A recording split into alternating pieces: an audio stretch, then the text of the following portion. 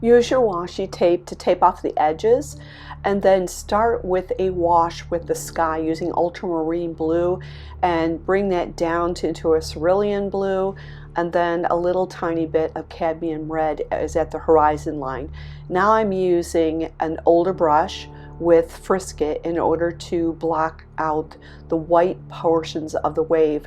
The photo reference will show you that there's only a little bit of white. There's not a lot that's in this one, but I want to protect it. It just makes it a lot easier for me if I use frisket at times to help block out the white where the foam is. And I'm going to show you how to work with blocking out the frisket and then painting a picture, and then when we let that dry, I want to show you how to move into adding blues into the white, and then we're going to finish off using some white gouache to help make it look like foam and like a wave. I know that's something that everybody tries to work on. I'm not saying I have it perfected, but I'm going to share what I have, and this picture turned out well, so I would love to see yours as well.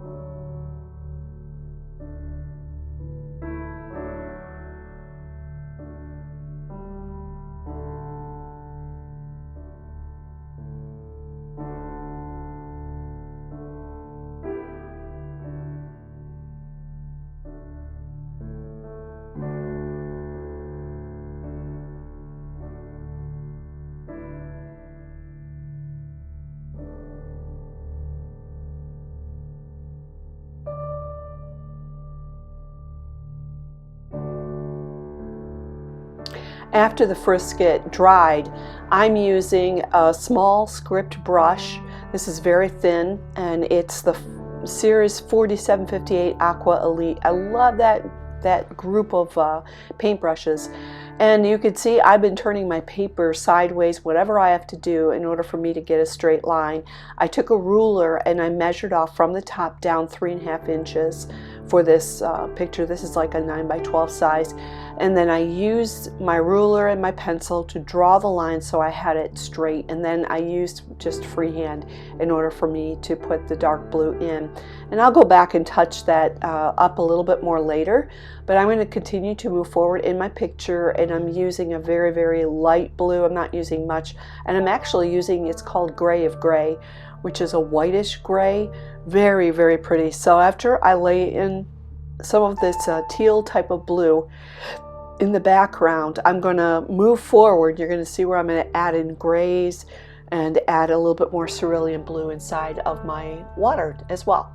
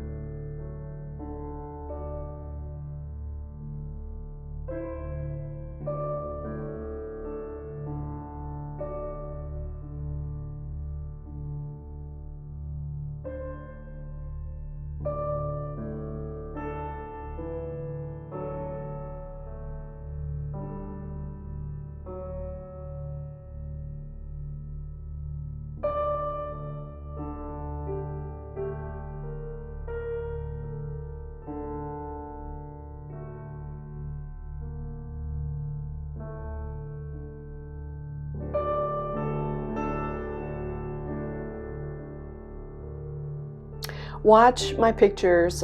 You can slow this video down in order to look at it more closely. But where the gray color is, it almost looks like a whitish. That's a reflection of the water. If I went towards the middle part of my waves, I've got the dark blue horizon line. If I go down about an inch or so on this paper, you've got this white and blue, white and blue. And what that is the blue is actually the top of a wave underneath of it. It's not where the white is. A wave has always got the top, the crest, it's got the foam that comes over, but then when you look underneath of the wave, like inside of it, it's going to be darker.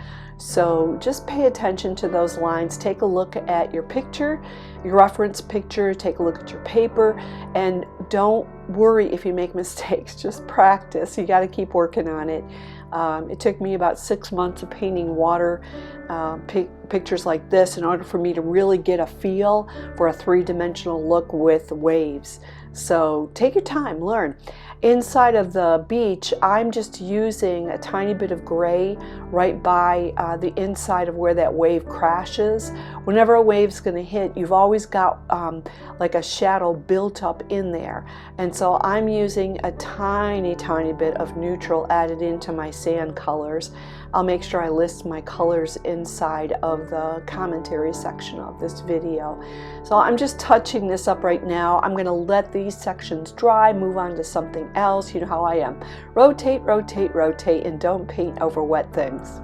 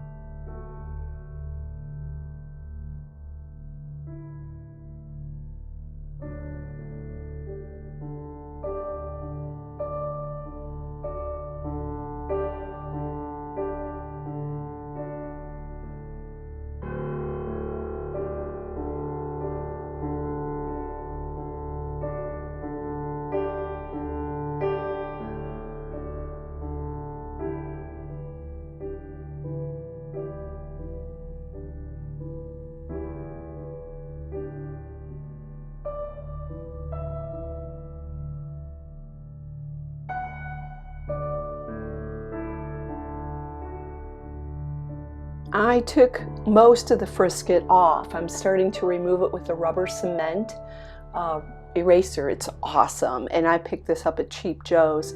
I can use my finger, which I'm doing right there, and I'll gently brush the paper. Once I use the rubber cement to really pull off what's there, I take my finger and I go over it. Now my hands are washed. I don't have like oil buildup on my fingers right now.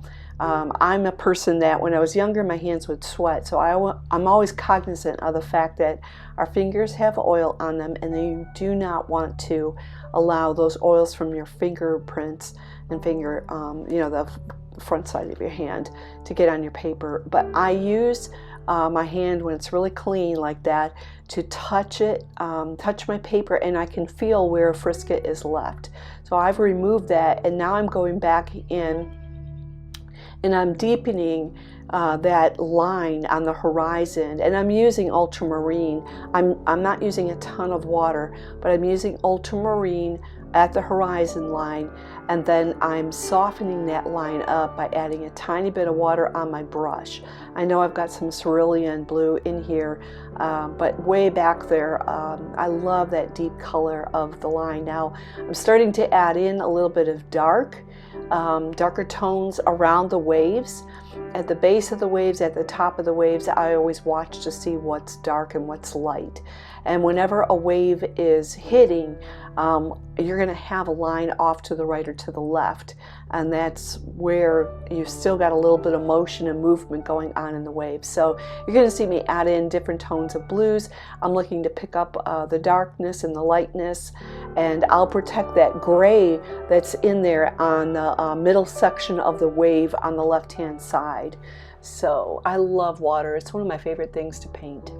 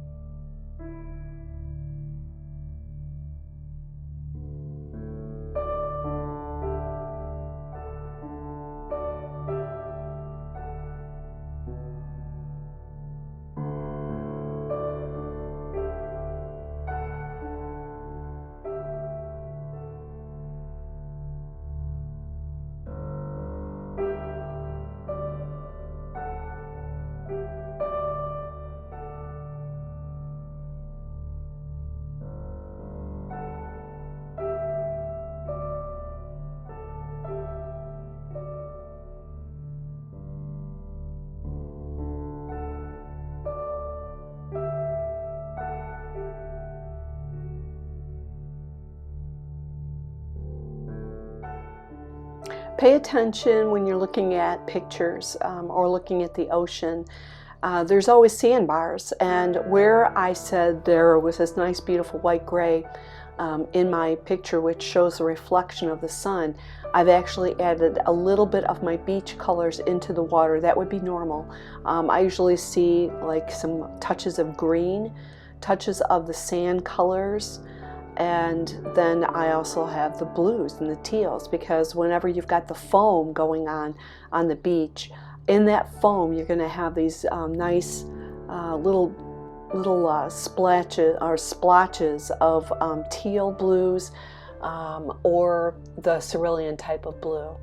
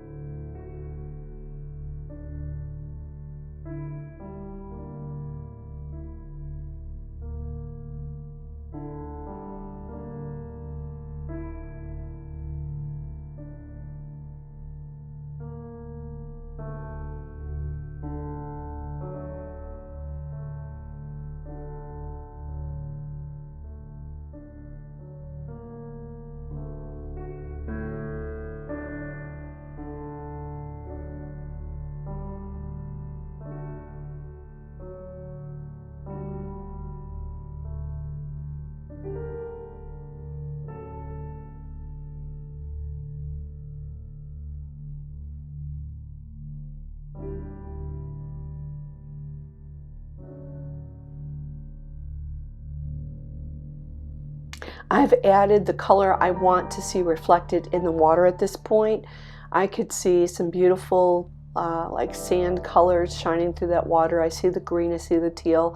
So now I'm taking a very small brush and I'm beginning to add foam in to these areas of the water, and I want to creating some lines. And I'm going to show you a technique where I use whitewash on the side of my brush. I'm doing that right now. That thing is loaded with paint. It does not have a ton of water on it, and when I drag it across this paper, because the paper has tooth, watercolor paper, a very good one, will wind up having tooth to it. It feels bumpy, it looks bumpy. So when I drag my paintbrush across this, it really creates a nice texture. So if you're looking to get a good texture with foam and with oceans, I would suggest putting paint on your brush and don't have much water in it, and you want to drag it across, and you'll see it. I mean, it'll add some really nice texture in there. So you can slow this video down. Usually with YouTube, you can slow the video down, watch it more slowly so you can see it, or you can join me on Patreon and you can watch this at normal speed by simply supporting me monthly to create these types of videos. I'd love to have you on there.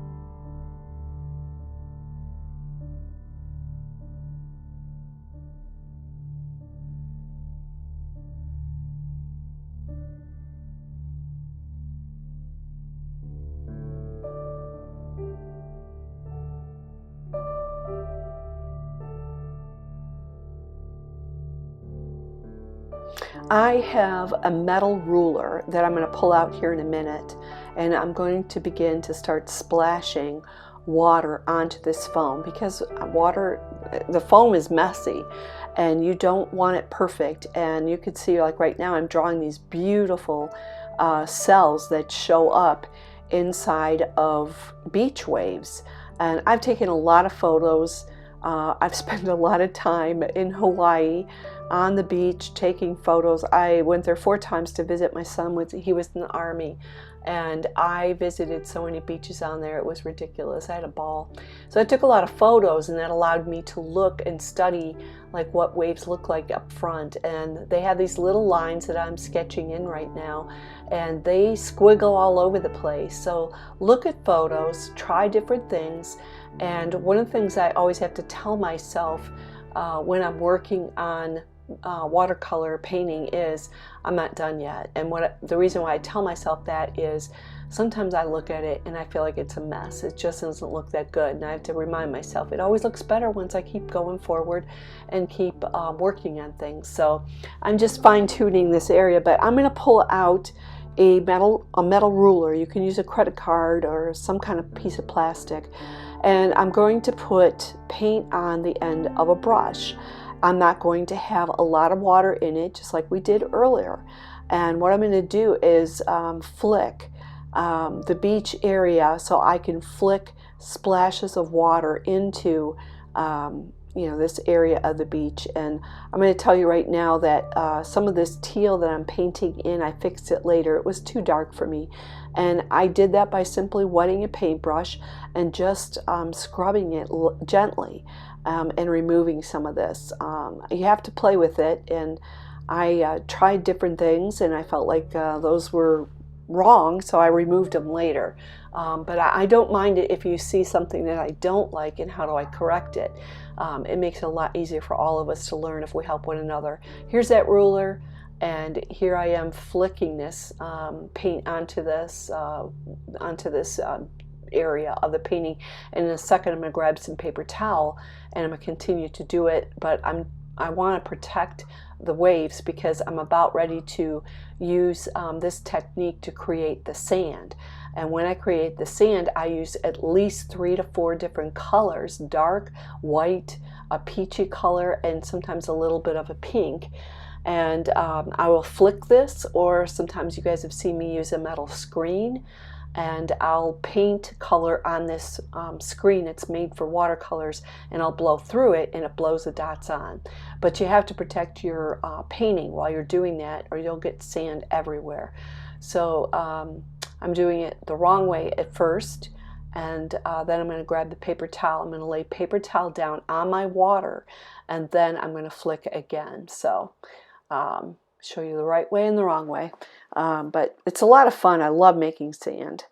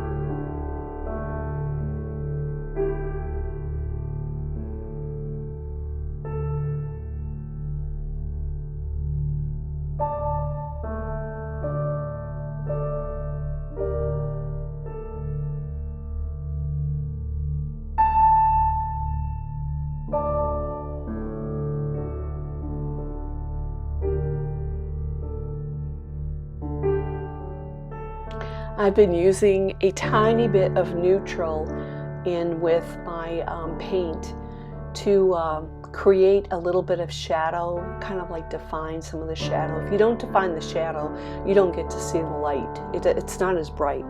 So you have to make sure that you add in colors like a neutral along with your other colors.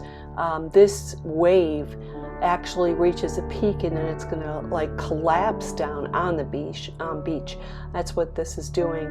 So I'm trying to make sure that I've got the light reflected towards the top of the wave, and then as it comes closer to the beach, there's a pocket underneath there. It's like you could go underneath and grab something inside the wave.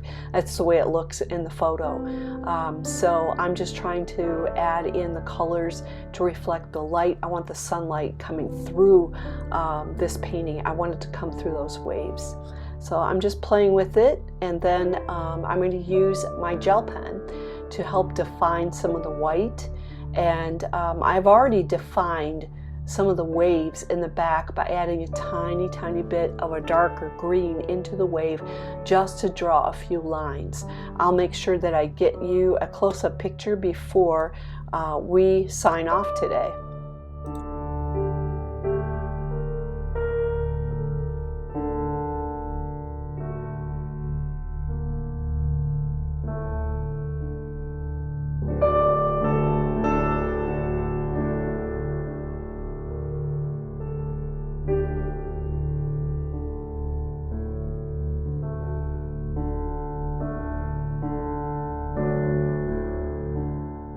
Take a look at the detail of the cells in the front, and then as we move back, take a look at some of the detail of where I added detail into the waves, the tops, the bottoms, and middles.